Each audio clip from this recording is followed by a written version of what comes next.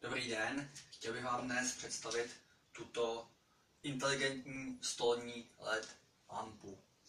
Lampa je vhodná nejen na každý pracovní, ale dokonce i na každý studentský stůl.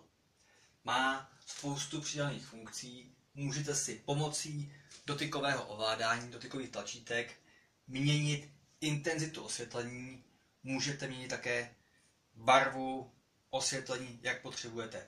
Od studené bílé, která je vhodná k plnému pracovnímu nasazení, po uklidňující teplou barvu, která navodí atmosféru odpočinku, klidu, relaxu. S lampou se nechá jednoduše manipulovat, můžete si s ní otáčet, naklánět, jak potřebujete.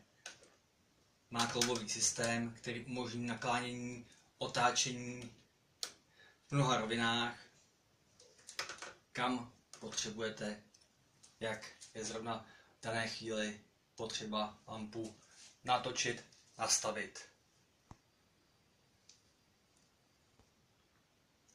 Dotykovým ovládáním můžu jednoduše ubírat, anebo zase postupně přidávat intenzitu osvětlení a mohu měnit zabarvení světla ze studené na teplou bílou.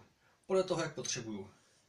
Když chci pracovat, změním na studenou bílou, která podporuje pracovní činnost.